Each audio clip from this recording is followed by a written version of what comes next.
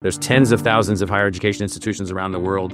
We have a faculty that's produced by all of these other culturally different kinds of institutions. And so, like Drucker said, not only does culture eat your breakfast, it eats your breakfast, lunch, and dinner.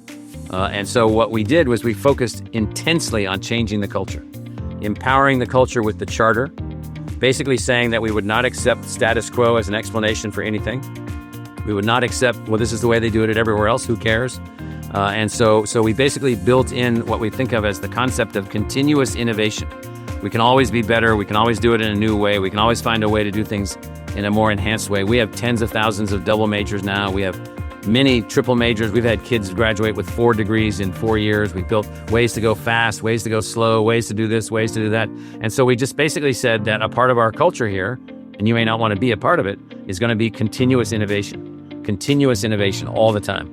And it turns out that is, in almost every case, unbelievably powerful. Welcome to the Going Big podcast. I'm your host, Kevin Gentry, and this is the place where we celebrate bold moves and big ideas. Each week, I sit down with inspiring leaders, entrepreneurs, and change makers who are making a significant impact in their careers and in their communities. Whether you're looking to level up your leadership, pursue your passion, or just get inspired to take your next big leap, this is where those stories come to life.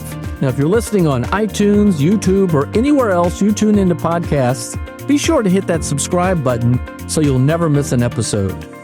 Now, let's dive in to what it means to truly go big. Welcome back, ladies and gentlemen, to another episode of the Going Big podcast. I'm your host, Kevin Gentry, and our guest today, as you're about to see, is one of the most visionary, transformational, consequential leaders in America today. I would argue, certainly in the area of higher education.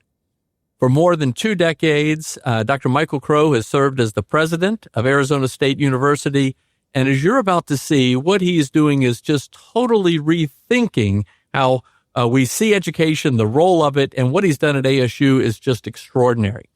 So, Dr. Crow, it's great to have you. Thanks for joining us today on the Going Big podcast.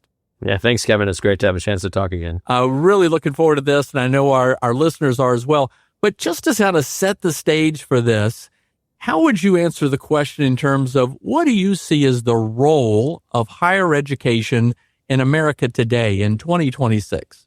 Well, I mean, I think the role is as it was articulated by some of the founding fathers, Adams, Washington, Franklin, all thought that higher education was essential to the success of the country. And back in those days, they just had a few colleges. They were very good, small. As the country grew, as the democracy expanded, the people have asked the universities to step up several times. The land-grant universities that got built, the victory in World War II that was heavily influenced by the scientific discoveries, the ways that the medical schools and the medical research in the country has evolved, the way that the economy has been unbelievably accelerated by fundamental discoveries and so forth. And so, you know, I think that the fundamental role of the universities going forward is really twofold. How can we better serve the democracy and the success of the republic in all things? And I think we've gotten a little bit off track in the last few decades maybe in that regard. And then second, you know, we have this central role where we're the part of society which is heavily concentrated on enabling the future. So we're producing the new thinkers, the new designers, the new kinds of musical expressionists, the new writers. We're laying down the track for new technologies, fusion power, quantum theory, quantum computing. We're doing all these things, new ways to fight cancer, new ways to beat cancer. So we're preparing for the future, but it has to be the future of a successful democracy.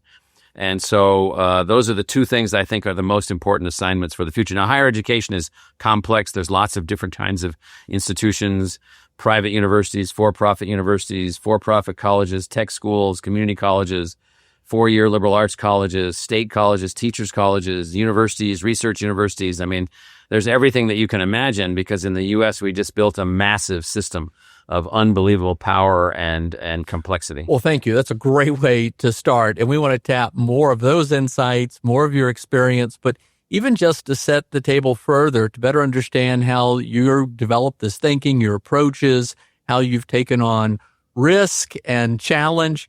Tell us a little bit about yourself. My understanding is you grew up in San Diego in a Navy family. How did just your growing up begin to affect maybe how you see the world, the role of education, how you just think about challenging the established order? Well, my parents were teenagers from the Midwest, and they ran off when my dad joined the Navy, had me as teenagers, and then we moved around a lot while my dad was in the Navy. We continued to move. I moved 21 or 22 times before I went to college, went to 17 schools that we count, lived in basically Navy housing, or we were on government support that didn't pay people in the Navy very much. There were 5 kids in the family. And so what I learned from all of that was that the United States is filled with unbelievable talent. A lot of the talent isn't operationalized. The schools are kind of older technologies, older systems. They're not very much built around the aspirations of individuals. And so I became deeply interested in finding ways, even when I was in middle school and high school, and then definitely when I got to college, finding ways to use discovery, science, technology, tools to empower better outcomes for our country. And so that's what I've really devoted my energy to all along, from the kinds of things that I've written to the kinds of institutions that I've been building to the kinds of things that I've helped to facilitate. So it's really been all about how do we find a way for our country to be the most successful in the world, to really be aspirationally empowered on every level, and creating new knowledge and educating people is a key part of that. All right. Well, you went to Iowa State first. Oh, yeah, I was a javelin thrower at Iowa State. I went there and I took 2 majors and 3 minors. Yep. And then when did you decide? I mean, obviously you pursued your PhD at Syracuse. When did you decide that education was going to become more about, was it your future? Was it guiding your future? How did you begin to see even further the role of education? Yeah, the answer is kind of funny. I mean, it's really when I was in the 8th grade. And so we were living at the Patuxent River Naval Air Station at the time in Lexington Park, Maryland, rural St. Mary's County, about 70 miles south of Washington. And in the fall of 1968, me and this other kid were working on our Eagle Scout project to become Eagle Scouts. And so we decided to try to collect enough food for one family for 1 year. We got enough food. It was unbelievable. We got the name of this family, and we ended up going out in this 24-foot U-Haul truck that my dad had rented, and we ended up in this family way back in the woods, not too far from the base. That was just a tar paper shack with a dirt floor and a potbelly stove. And that same day, December 24th, 1968, that family was happy. They were very happy that the Scouts had come up with all this. That very same evening was when Apollo 8 circled the moon and sent back the first pictures from the moon. And as a kid, I was watching Star Trek at the time, 1966, 67, 68. We just went to this kid's house that, this family, and they had a dirt floor. And all I said to myself is like, something's wrong here. And so I began to sort of systematically begin to think about and reading a lot about how you could use new kinds of knowledge production, new kinds of ways of teaching and learning. So 4 years later, when I'm going to college, that's all I was interested in, was finding a place to be able to do those kinds of things. So. Fascinating. All right. So one part of what you've addressed is this notion in America that somehow prestige related to sort of the limited numbers of students at certain universities is very key. That's one of the big notions you've challenged, which we'll get into with respect to Arizona State. But how did you begin to come up with some of these views? Was it just direct experiences? Was it reading? Were there particular mentors, exposure? Well, I mean, I think it was it was reading. It was reading history. It was trying to understand how the country was built. We spent a lot of time when my dad was moving around to different places, going to Civil War battlefields, and I would always study what was going on and go to revolutionary sites, and I would study what was going on. So I became this sort of my hobby, if you will, was history, to try to understand how did we get here? How did we grow up? Where did we come from? And what I found was that we had these colleges where it just seemed to be that the colleges that were the most important or the most valued in the country were those that measured their success based on how many applicants they got and how few they admitted. So it's success through selectivity. In fact, if you look at supposedly the highest ranked colleges in the country, they are those that have, quote unquote, the highest level of selectivity. And so there's nothing wrong with selectivity, except for one thing. If every college operates that way and every university operates that way, we basically have then replicated the British system of social hierarchy. And I was relatively convinced by the time I was a teenager that I thought we overthrew that. I thought that this was a country where your parents and your family income wasn't going to be the determiner of your success. And so along the way, I started learning and studying and looking at institutions, and we got lots of institutions here. And so I began to sense and to understand all kinds of things. There was a book that was written. Obviously all the stuff you read normally, but there was a book I read as a younger person called "The Moon and the Ghetto." By an economist named Richard Nelson. It was like, how can you put people on the moon and we still have ghettos? Well, there's lots of explanations for that. But some of them are that we haven't found a way to build a system of pure merit, an egalitarian system where your merit is the mechanism by which you advance. Now, I'm not suggesting that the system hasn't tried to do this or that it can't do this. I'm just saying that, at a big research university like ASU, it turns out that you're going to be one of two things. You're going to be either highly selective, admitting only a handful of students, or you're going to admit lots of students and they're not going to do very well because the university is not going to be empowered with the top faculty or top researchers or what have you. And so the basic model along the way was we should be able to build institutions in America that are unbelievably innovative, unbelievably creative, research capable, and then unbelievably egalitarian. And I mean by egalitarian, I mean the purest sense of that word. It is that, you are admitted, like we admit every single student qualified to attend the university, and we will adjust to that. And that's just a very different model. Our admission standards are those of Michigan or Berkeley from 1950. And that is, did you have a B average in high school? Did you take the right courses? If you did, you're in. And if you don't have resources, we'll help you find resources or a job. We'll find some way for you to get through the institution. Ladies and gentlemen, I think you now understand why I wanted to have President Crow on the Going Big podcast. He's perfect for the theme and objectives of these conversations. So one more question about your professional journey before we get to what has happened at Arizona State. You then went into some senior academic and administrative roles at Iowa State, University of Kentucky, at Columbia. What was going on there that then continued to either prepare you for or influence how you would ultimately lead when you go to Arizona State, which we'll come to next? Well, so at Iowa State, which is where I went as an undergraduate and then went back as a faculty member and as an academic executive there, that was a land grant school in an unbelievably rich agricultural region of the planet, in which you learned how universities could be a frontline enabler of the success of a region. So, we have the richest, most powerful agricultural economy in the world. We have unbelievable agricultural and engineering assets out of our land grants. And so I really learned about the connection or the connectability of the university to the people and to the industry and to the future at Iowa State. And I was part of building more than 30 new research centers there to help that part of the country and for the country to be more successful. And then at the University of Kentucky, also a land grant school there in a much more complicated state with areas of the state that are more impoverished than other parts of the country and mining industries and all kinds of other things. You get down on the ground and you're trying to figure out how to make the institution more powerfully impactful for the success of what the people there called the Commonwealth of Kentucky. And so you learn how to do that. Then in New York City at Columbia University, I was invited there to lead basically elements of transformation of that institution. And that was started before the Revolution as King's College in 1754. Alexander Hamilton went to that school. Dwight Eisenhower was the president of that school before he was president of the United States. A powerful, dynamic institution, deeply committed in some ways to the future of the city of New York and the region and the country and so forth. But there, what I learned about was how to build academic excellence to the highest possible level.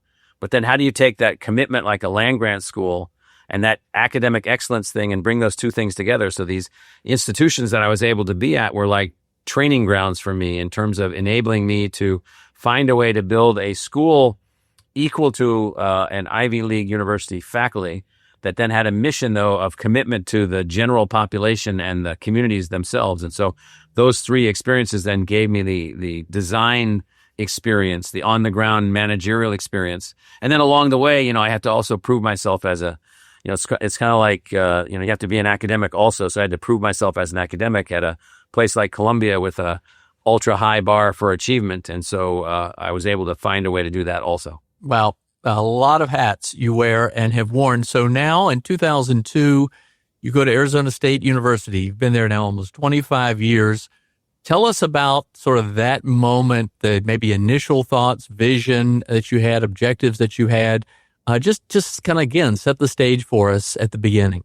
Well, so Arizona as a place compared to other states, and I've lived all over the country, it's like wild territory. So there's nothing about the rules of the rest of the country that really apply in Arizona. Arizona, people come from everywhere to be here. There's no, well, this is what a university is, or this is what a government is, or this is how government should work, or this is how we should do things. This is still a wild, open, highly innovative place in which everybody gets to be able to come here. And so the folks that were here that were looking for a new university president, they said that they were looking for an entrepreneurial university leader. They were looking for someone to design a new kind of model, and they picked me in doing that. And then they basically said, well, here's what you have to do. You have to figure out how to build a university in which the government's not going to be the principal funder of the university. The principal funder of the university is going to be your entrepreneurial skill. The building of the university to be an enterprise, which is agile and flexible and adaptive and driven by market demand and driven by all kinds of things. And so I ended up here in 2002 with that license, inherited an institution that was a solid regional university, emerging as a research university, but still predominantly funded by the government and still predominantly operating as a government agency. I took a lot of the ideas that you're going to laugh at this of Margaret Thatcher when she was building public enterprises in England while she was prime minister there. So she was able to find ways to take public purpose and then find entrepreneurial energies to build public enterprises to make these things work. So we studied very closely these models that she had.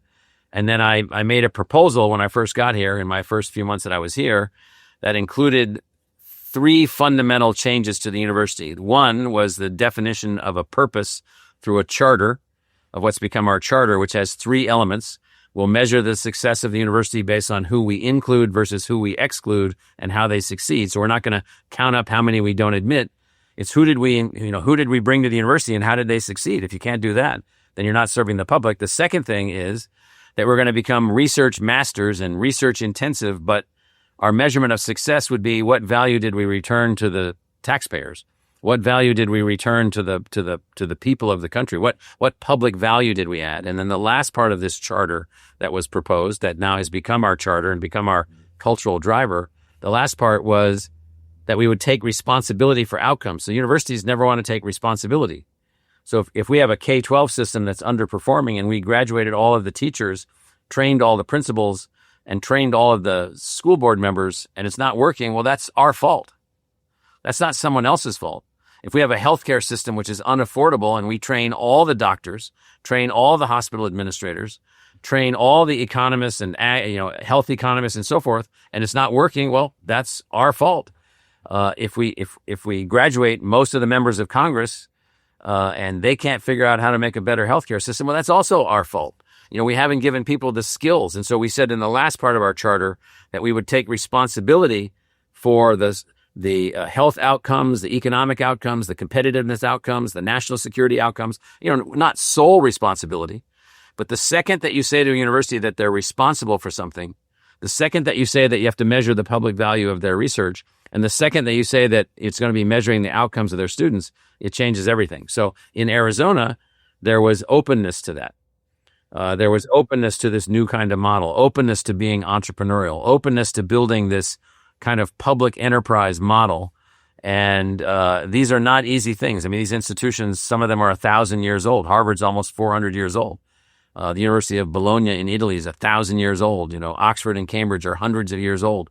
And so there's cultural issues and cultural design things. And so here, what was empowered was, let's build a new kind of university. So I'll just give you a sense of what that means. So I'll just pick two things. So one, we've been able to find a way to graduate many more students and lower the cost for them to be graduates and enhance their quality in the market.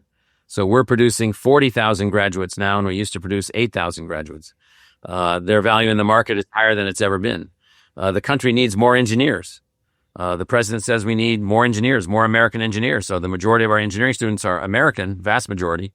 But we used to produce about 900 engineers a year with 6,000 engineering students. This year we'll graduate 7,500 engineers with 33,000 engineering students and 25,000 on campus, 8,000 online. We've taken hundreds of technologies from the private sector in advanced learning technologies.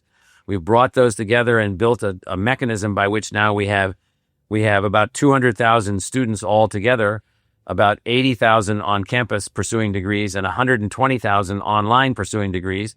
So of the 40 million Americans that went to college and didn't finish, we now have a way for them to finish with a high quality research university grade university in engineering, in biochemistry, in English, in digital photography, in philosophy, across hundreds and hundreds and hundreds of subjects. And so we've also been able to become innovative in the way that some American universities needed to be able to do. Well, President Crow, if people who are listening right now are hearing this from you for the first time, I envision a lot of heads exploding. I've had the advantage of knowing about what you've been doing for a while, but it truly is extraordinary. And I want to get in more to the lessons learned from this.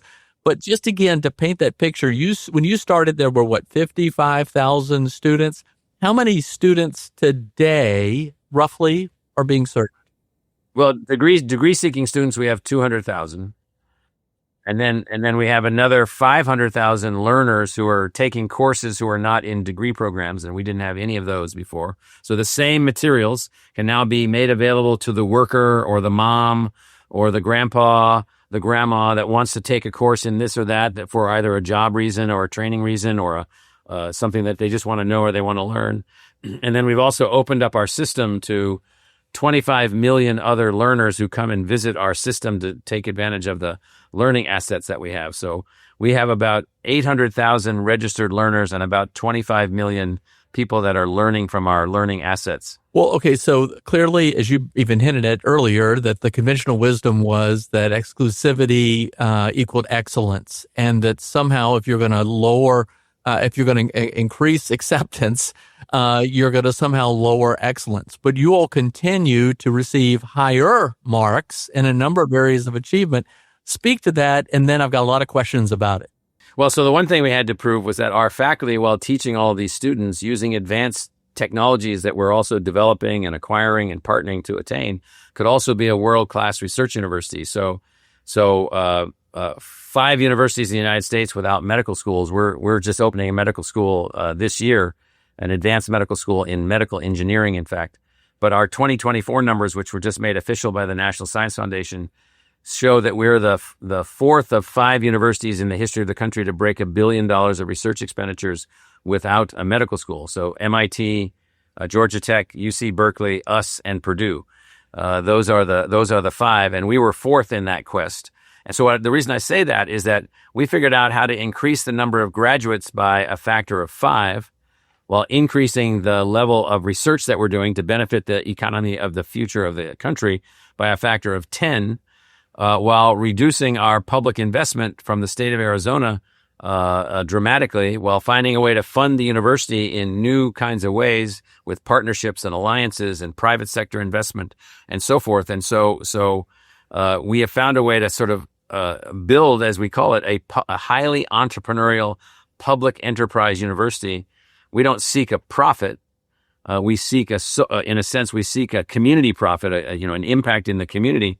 We don't seek a financial profit, but we operate in a way where we can leverage entrepreneurial energy, investment partners, investment capital, public-private partnerships, billions of dollars in public-private partnerships, all these kinds of things. And all this, I mean, if you looked at the way that that they built Heathrow Airport in London or other public enterprises. I mean, we just found a way to use everything. All right. So I don't know if you heard the announcement just in the last couple of days. So Taiwan Semiconductor Manufacturing Company is going to increase their investment from $160 billion in new microchip foundries here in Phoenix to between $300 and $500 billion.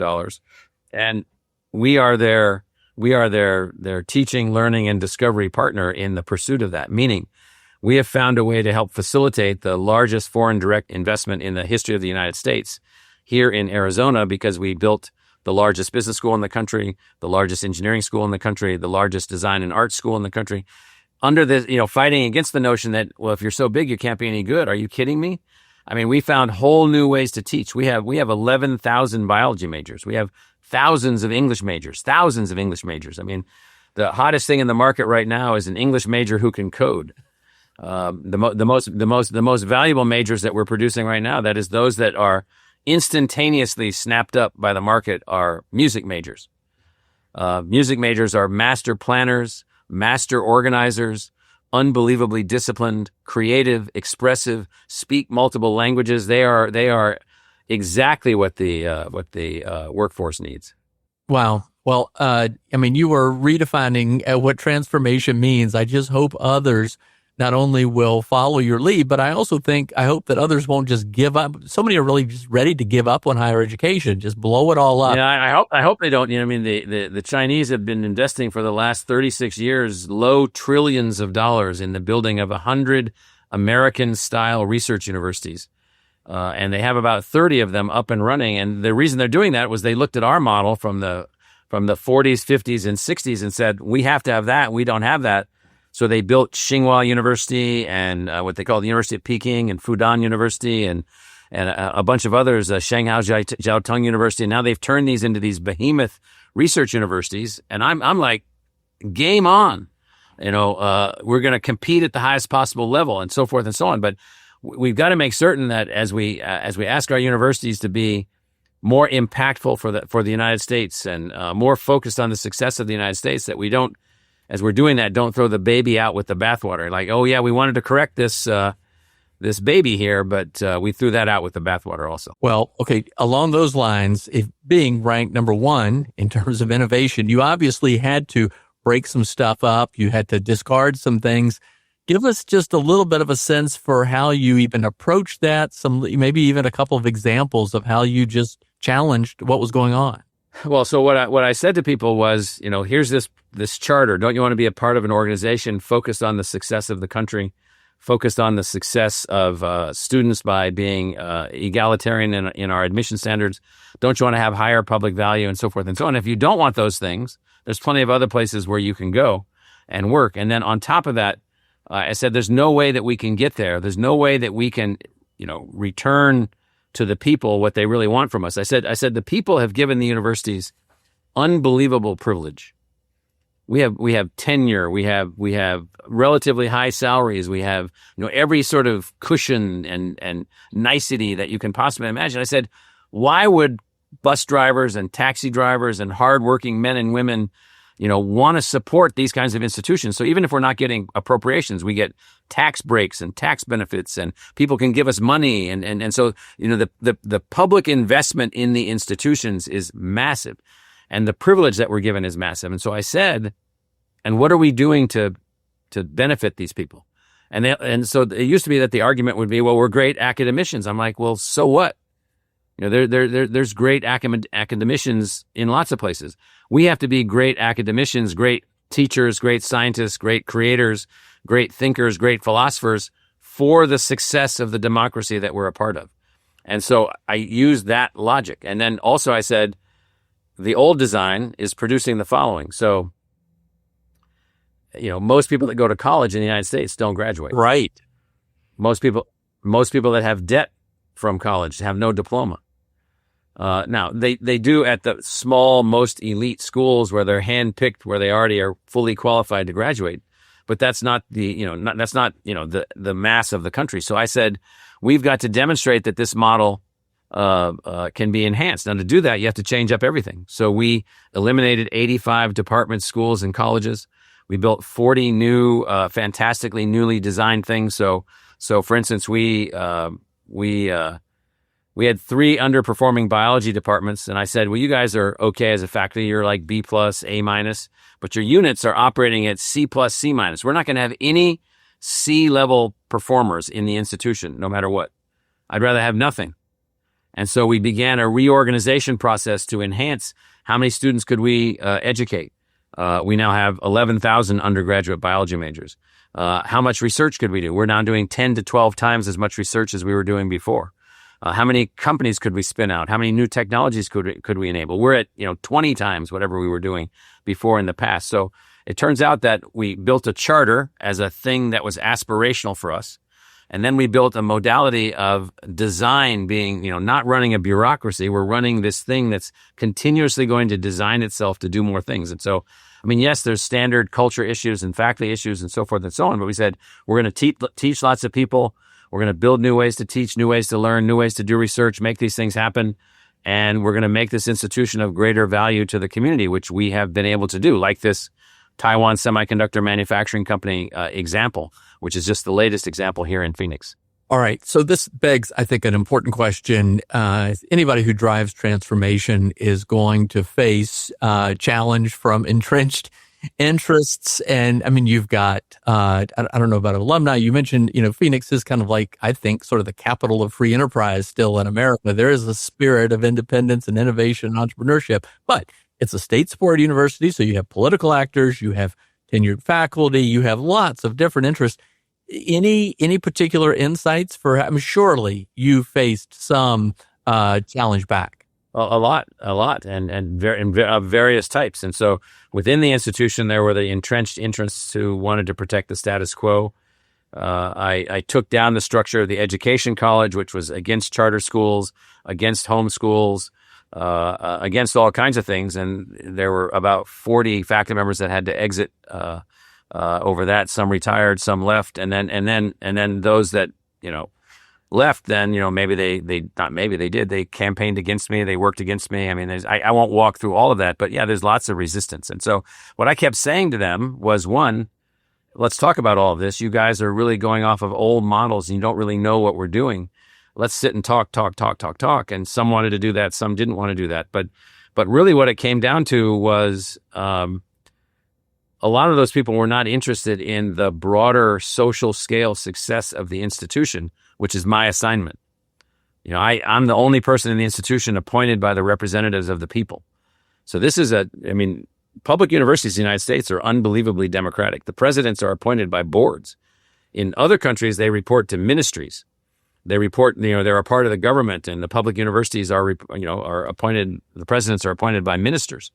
And so not here. I have a board of about 10 people, 10 citizens who are appointed through a process within the state, and I'm accountable to them. And I would say to the faculty here, listen, my assignment here is to build a university of greater impact for the future of the economy, the future of the society, the future of healthcare, the future of human capital development, the future success of the defense of the United States. And you're coming at me with these tiny, tiny, tiny little things.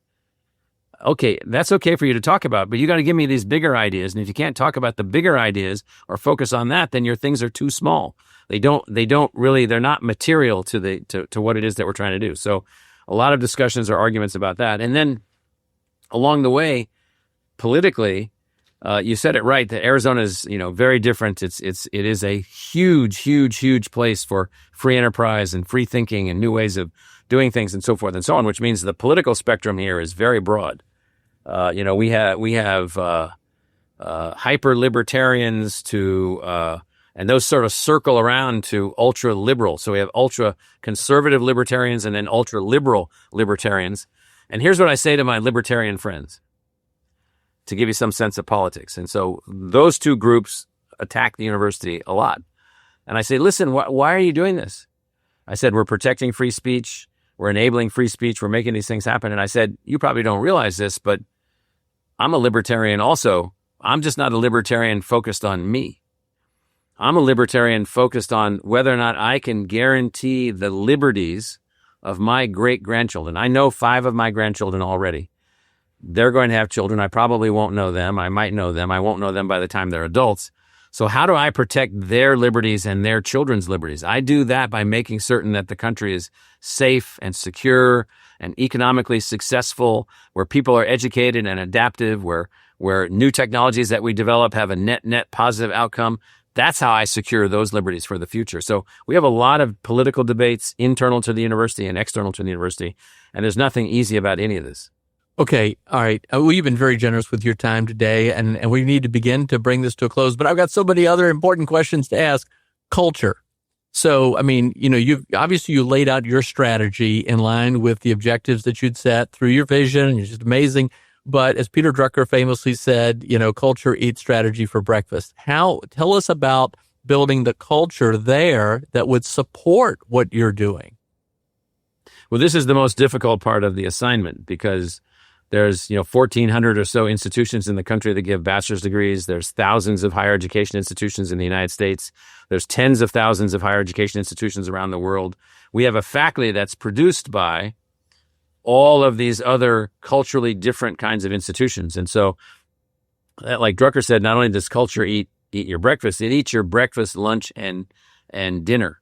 And so what we did was we focused intensely on changing the culture, empowering the culture with the charter, basically saying that we would not accept status quo as an explanation for anything. We would not accept, well, this is the way they do it everywhere else, who cares? And so we basically built in what we think of as the concept of continuous innovation. We can always be better. We can always do it in a new way. We can always find a way to do things in a more enhanced way. We have tens of thousands of double majors now. We have many triple majors. We've had kids graduate with 4 degrees in 4 years. We've built ways to go fast, ways to go slow, ways to do this, ways to do that. And so we just basically said that a part of our culture here, and you may not want to be a part of it, is going to be continuous innovation all the time. And it turns out that is, in almost every case, unbelievably powerful.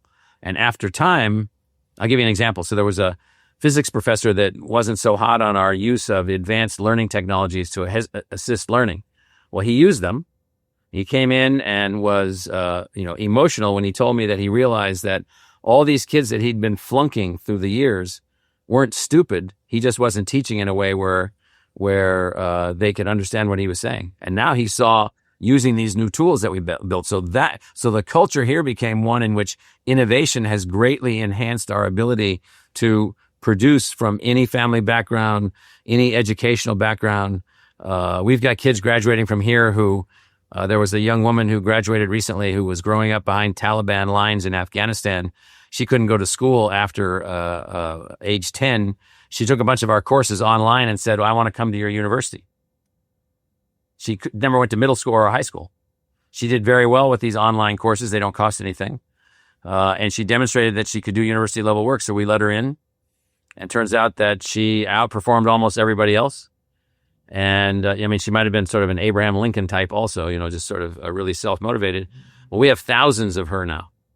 Kids who got off track, weren't on track, found our tools, found ways to get into the university. And so the culture here, the ways that we're doing things is such that people want to be a part of all that. Oh, wow. And so that's continuous innovation. All right. I think we all want to move to Tempe. So great. Today it's only about 75 blue skies. It's pretty nice. Well, it's an appealing time of year for you to be making that argument. All right. So going big, you've gone big, literally.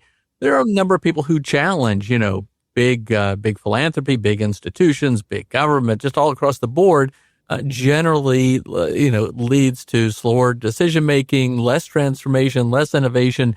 Speak to that if you would, because you'll truly have gone big. Yeah. So one, we live in the third most populated country on the surface of the planet. We have approaching 350 million people. We're going to grow to 450 million people before we know it. We've got 25% of the global economy and 4% of the population. And so we're already big. So there's nothing about us that isn't big in everything that we do.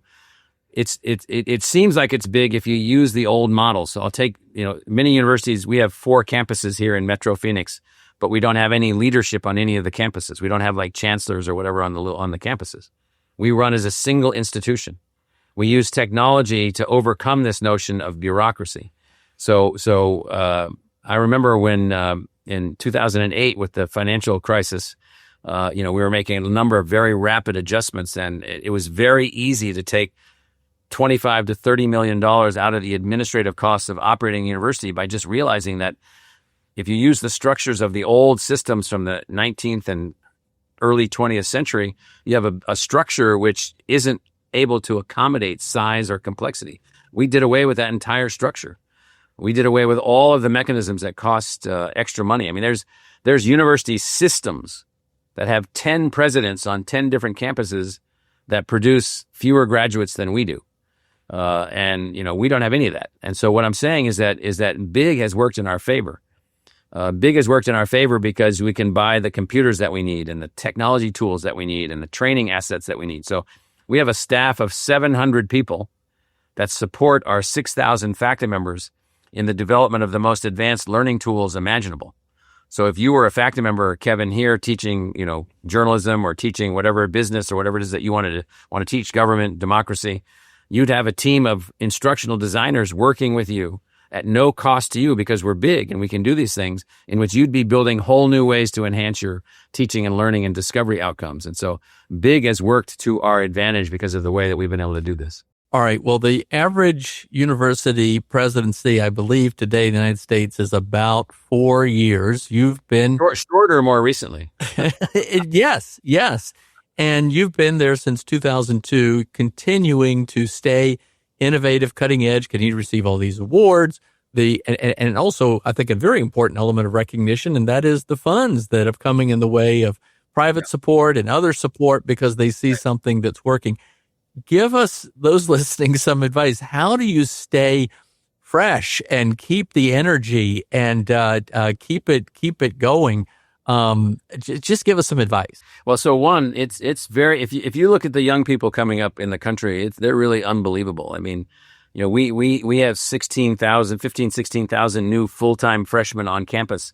And we meet with them all at once right at the beginning of the year. I mean, it is unbelievable what they think. We do surveys of them, what they're thinking about, what their aspirations are, what their hopes are. Not the negative stuff written in the media, not the negative stuff, all the negative stories in the newspapers and on the websites and so forth. We're talking about what they're aspiring to be.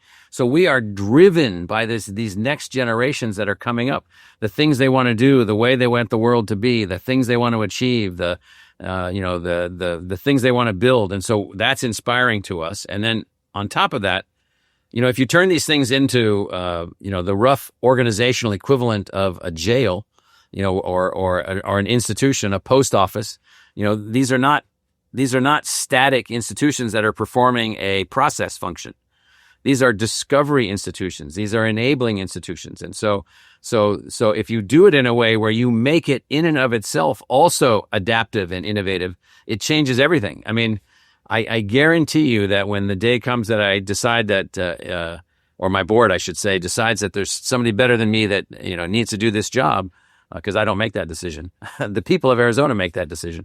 The day that happens, I'm guaranteeing you that person, whoever they are, if they don't fall back into the classic bureaucracy, it's called petite bureaucracy in the bureaucratic theory models.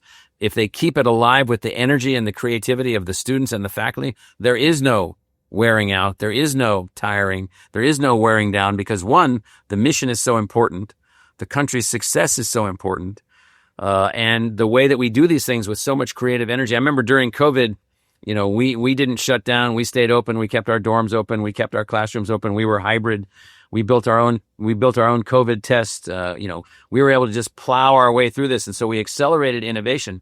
That moment during those couple of years of COVID really demonstrated to everybody that works here, this different model is a different model. It actually works. And so what we found is that it was unbelievably inspirational. There was a pack of kids here that won the Global X Prize, not the Global X Prize for masking technology. Wow. The oldest kid was 20 or 21. It was $1 million prize. How cool. And so that kind of innovative, I mean, if anything, if universities feel beleaguered or bogged down, you got the wrong people leading them. And so it's just the opposite. We've been given privilege, resources, access to resources, unbelievable assets, tools, computers. I mean, we were just given, I don't know, tens of millions of dollars of hyper-performing chips by Intel so that we can go out and do great stuff. Okay, let's go out and do great stuff. Who wouldn't want to? So that's just hugely empowering. All right, final two questions. And I always ask guests this as we begin to close. First is thinking back on a younger version of yourself, high school, early days of college, whatever. What would you tell that younger version of yourself today, knowing what you now know? Well, I think that I would focus on telling that person, college, high school, believe it or not, you can actually learn more than you even learned. You can work harder. I don't mean work harder like in measurement of hours, but you can prepare yourself to even do more than you've been able to do in the life that you've had. Meaning, if you learned a little bit more and were a little bit more broadly educated and maybe a little bit more broadly aware. And so I would just say to go big. Back to the name of your show, go big. Awesome. All right. Well, then related to that, this is a tremendous profile, not just in transformation, but in leadership, in my judgment. And I'm so glad you have been a guest here today so that so many more people around the world can hear about what you've done.